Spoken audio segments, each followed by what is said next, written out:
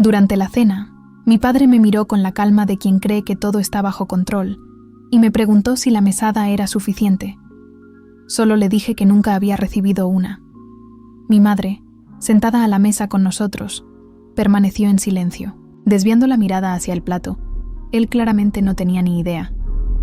Me llamo Logan, tengo 19 años. Nací y crecí en Texas, y hace unos meses me mudé a Nueva York para estudiar medicina.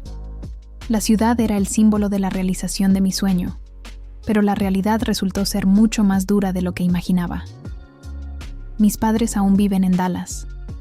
Mi padre es cirujano, en un hospital universitario, y mi madre siempre se ha encargado de la casa y las finanzas. Después de terminar la secundaria, aprobé el curso de medicina, inspirado por todo lo que mi padre me contaba de su vida académica. Vine con la esperanza de vivir la experiencia universitaria, hacer amigos, entrar en grupos de estudio, aprender y crecer. Pero, al llegar, la parte social pronto se vio aplastada por la falta de dinero. Mis padres pagan la matrícula de la universidad, pero todos los demás gastos corren por mi cuenta. Trabajo como tutor de estudiantes de secundaria, ayudo en eventos y, los fines de semana por la noche, sirvo bebidas en un bar.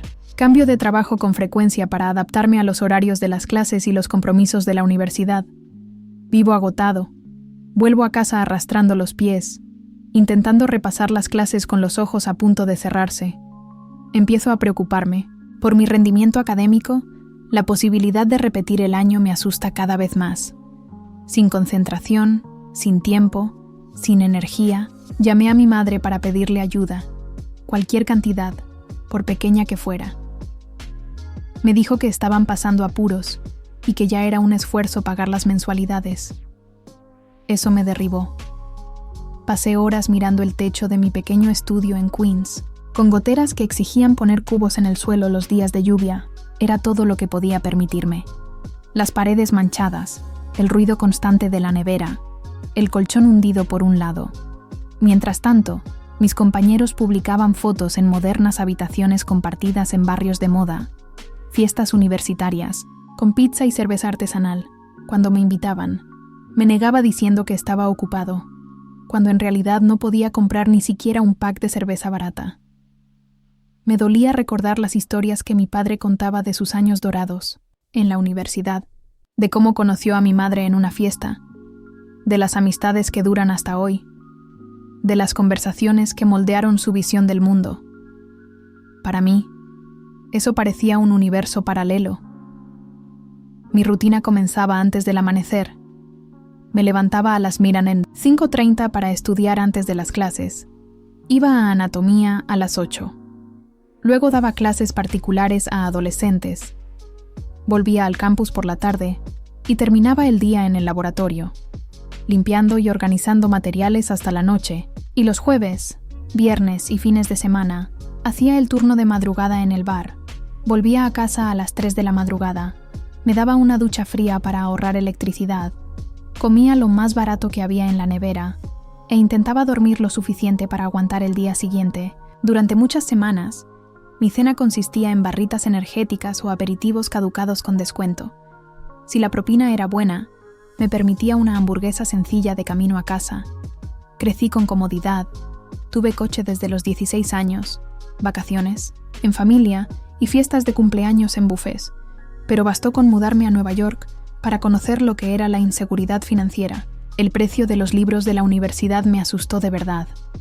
Compré versiones antiguas, subrayadas por generaciones anteriores de estudiantes, y viví intercambiando apuntes con compañeros que tenían los materiales actualizados. Mi madre siempre se encargó de las cuentas de la casa y me di cuenta de que mi padre no tenía ni idea de lo que costaba vivir. Me dolía ver a mis amigos con mesada, coches, viajes, mientras yo solo pensaba en cómo llegar a fin de mes. Cuando llegaron los exámenes parciales, pasé días sin dormir, consumiendo litros de café, temblando de nervios. El día del examen de bioquímica, apenas podía leer las preguntas. Salí del aula derrotado y me senté en un banco del campus. Lloré por primera vez desde que me mudé. No por tristeza, sino por agotamiento.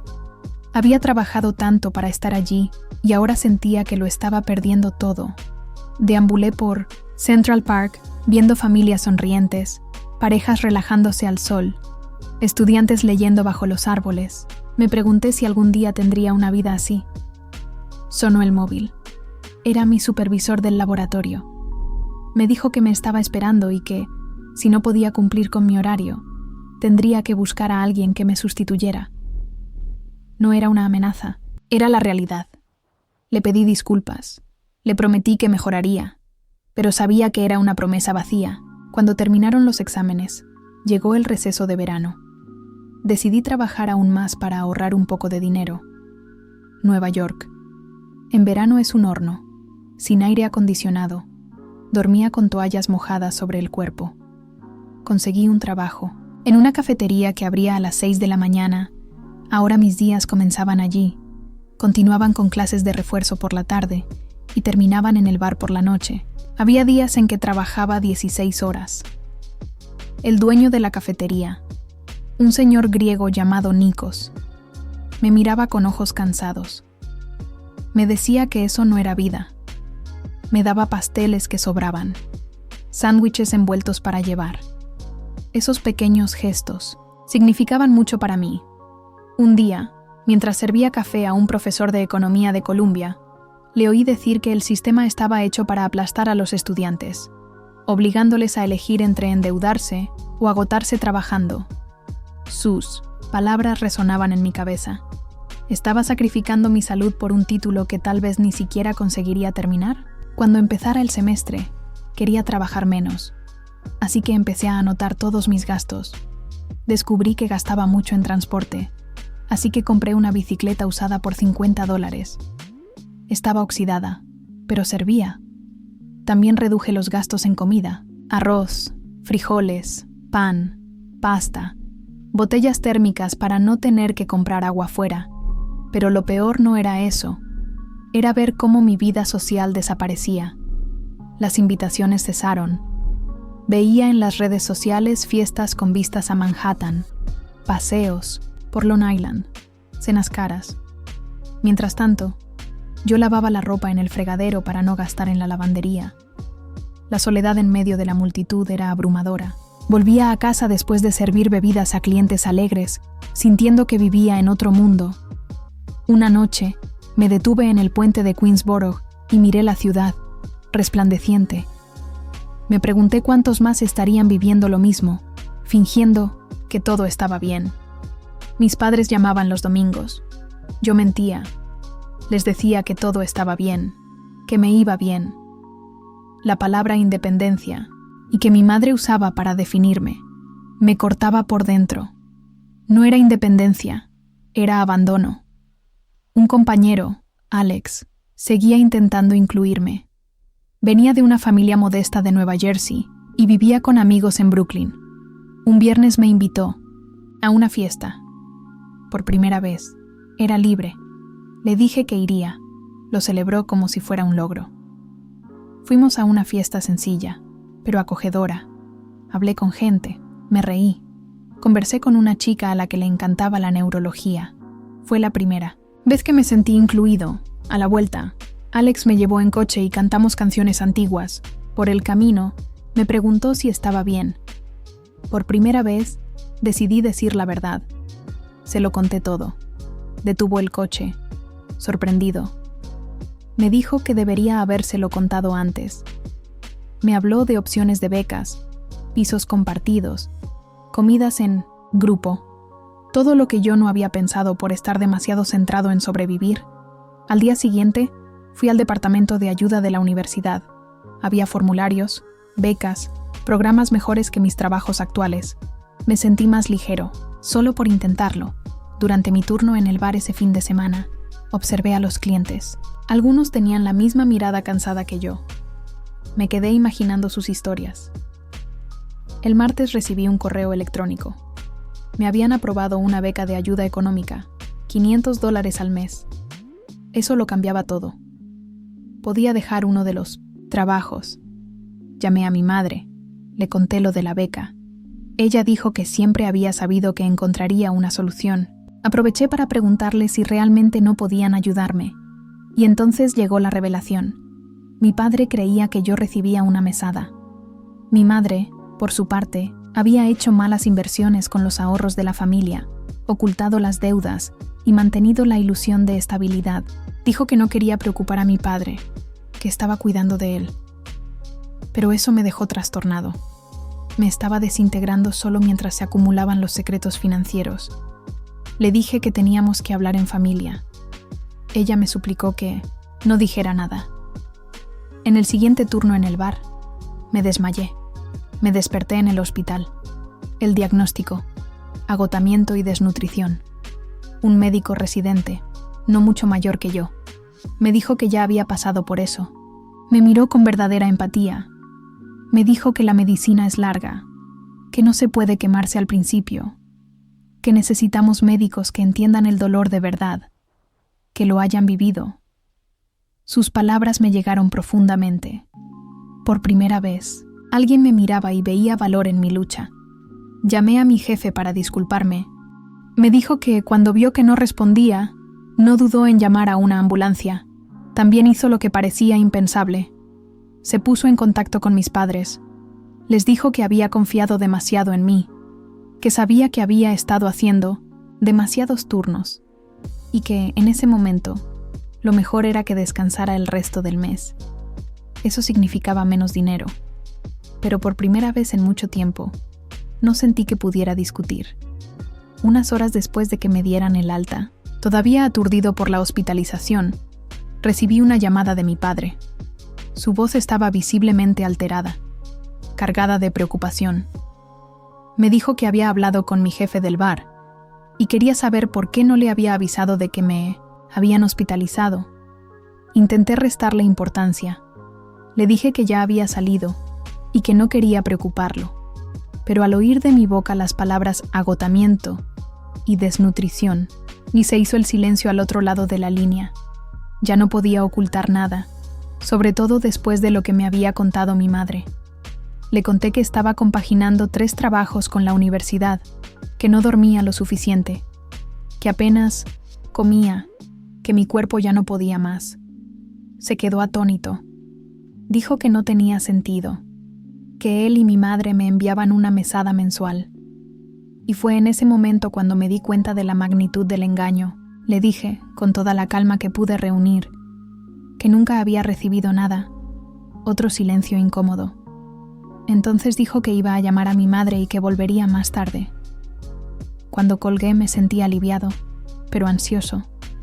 Por fin empezaba a salir, a la luz la verdad, pero aún no tenía ni idea de cuáles serían las consecuencias de todo esto. Cogí el metro de vuelta a casa, pensando si debía buscar más alumnos a los que dar clases, a pesar de saber que mi cuerpo estaba al límite. Pero cuando llegué, solo pude caer en la cama y dejar que el cansancio me llevara. Mi cuerpo se desconectó por completo. Dormí casi 14 horas seguidas. Cuando finalmente abrí los ojos, ya era de noche. Vi varias llamadas perdidas de Alex y, entre ellas, un mensaje de mi padre diciendo que estaba tomando un vuelo a Nueva York. La idea de verlo me ponía nervioso, pero también me producía una inesperada sensación de alivio. Ya no estaría solo. Respondí a Alex explicándole lo que había pasado. Vino a mi apartamento con bolsas llenas de comida y me preparó espaguetis. Trajo fruta, huevos, leche, pan, verduras, alimentos que hacía mucho tiempo que no veía, en mi nevera vacía. Me sentí avergonzado, pero agradecido. Le dije que no era necesario, pero él respondió con sencillez que para eso estaban los amigos. Mientras removía la salsa, le conté todo sobre la conversación con mi padre y lo que había descubierto sobre mi madre. Alex escuchó en silencio, y con la calma de quien ha estudiado la mente humana, dijo que tal vez mi madre sufría de ludopatía, que lo que ella llamaba inversiones podía ser, en realidad, una adicción encubierta. Eso tenía sentido. Quizás por eso estaba tan desesperada por ocultarlo. Y si realmente era eso, era algo que necesitaba tratamiento, no juicio. Mi ira comenzó a transformarse en preocupación. El problema ahora era que mi padre estaba en camino, probablemente sin idea de la magnitud real de las cosas. Alex se ofreció a estar conmigo cuando llegara, mi padre, pero me pareció mejor hablar a solas. Él lo entendió. Cenamos juntos y hablamos sobre el costo de vivir solo, sobre cómo estaba pagando todo sin ningún apoyo financiero. Alex se sorprendió. Dijo que, como hijo único de un médico, era de esperar que tuviera algún tipo de ayuda. Le comenté que mi madre decía que ya era mucho pagar la matrícula. De la universidad, él planteó posibilidades que nunca se me habían ocurrido. Tal vez mi padre estaba enfermo o había perdido su trabajo. Pero yo sabía que no era así. Él había mencionado una operación reciente. La idea de que pudiera haber algo más oscuro me inquietó. Alex incluso bromeó diciendo que tal vez mi padre tenía otra familia. Y aunque me reí por un segundo, la verdad era que realmente no sabía qué estaba pasando. Cuando Alex se fue, mi mente siguió creando escenarios. Dormí mal, despertándome varias veces con pensamientos acelerados. Por la mañana, ordené mi apartamento con una preocupación casi infantil. Quería que estuviera presentable, aunque sabía que no había mucho que mejorar. Cuando llegó el mensaje de mi padre diciendo que estaba en camino, los siguientes 45 minutos me parecieron una eternidad. Cuando llegó, con una pequeña maleta, me di cuenta de lo mayor que parecía desde la última vez que lo vi. Las sienes, canosas, los ojos marcados.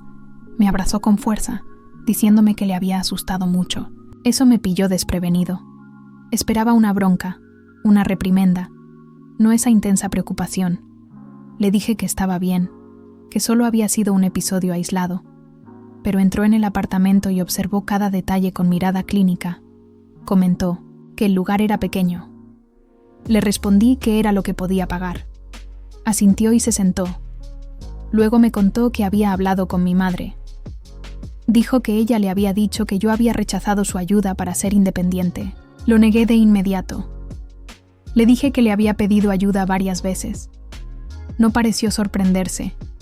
Dijo que había revisado las cuentas bancarias y había encontrado retiros, transferencias y préstamos desconocidos. Cuando le hablé de las inversiones, se rió sin humor. Dijo que no eran inversiones, eran apuestas. Mi madre tenía un historial con el juego que él creía que había superado, pero al parecer, solo había aprendido a ocultarlo mejor. Le pregunté cómo de mala estaba la situación. Se pasó la mano por la cara, un gesto que siempre hacía cuando estaba preocupado. Me dijo que habían vuelto a hipotecar la casa, que las tarjetas estaban al límite y que había préstamos a su nombre. Pero me aseguró que había estado pagando directamente mi matrícula, así que mis estudios estaban a salvo. Le pregunté qué íbamos a hacer. Me dijo que antes que nada, resolveríamos mi situación.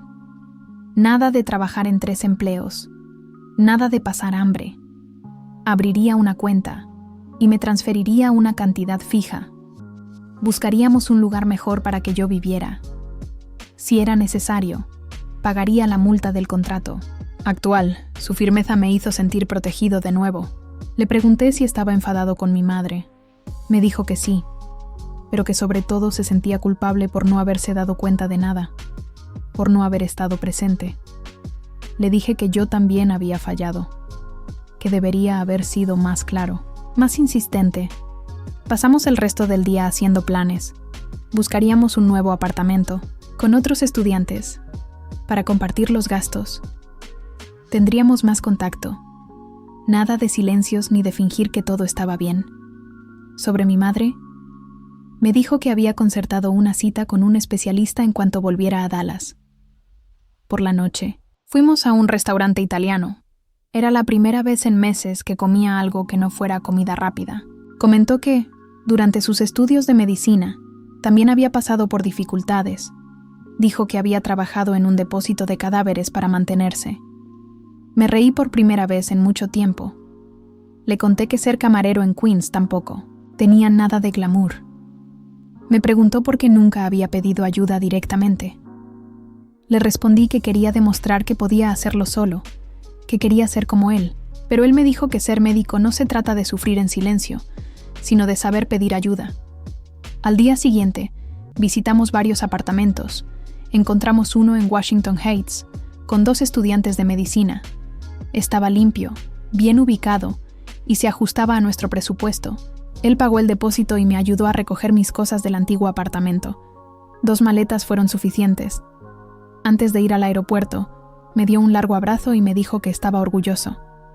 Le pedí que le diera un mensaje a mi madre, que lo entendía, que necesitaba ayuda y que yo estaba con ella. Asintió, visiblemente emocionado. Me instalé en mi nueva habitación, que tenía una ventana que daba a un parque. Javier y Mina, mis nuevos compañeros, fueron amables y acogedores. Esa noche, recibí un mensaje de Alex preguntándome cómo había ido. Le envié una foto de mi nueva habitación y le dije que podía pasar al día siguiente. Por primera vez, desde que pisé Nueva York, sentí que las cosas empezaban a salir bien. Dejé los trabajos en la cafetería y en el laboratorio y me quedé solo con las tutorías. Con la ayuda de mi padre, podía vivir.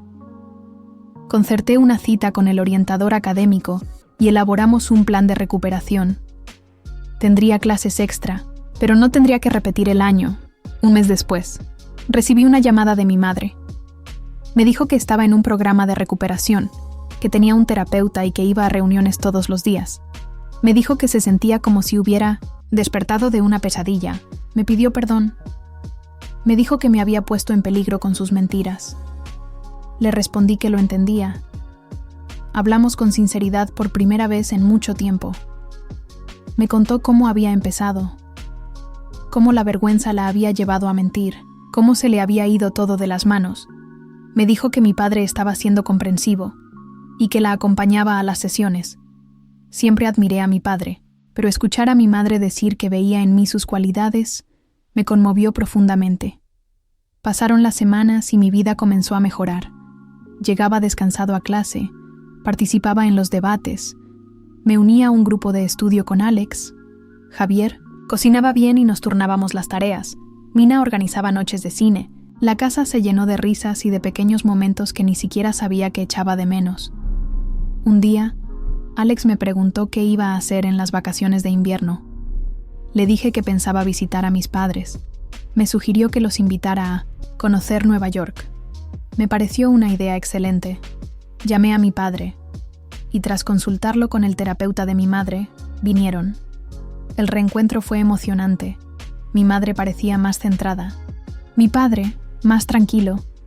Les presenté a mis compañeros y les enseñé mi nuevo apartamento. Por la noche, durante la cena, mi padre me preguntó si había considerado estudiar psiquiatría. Me sorprendió.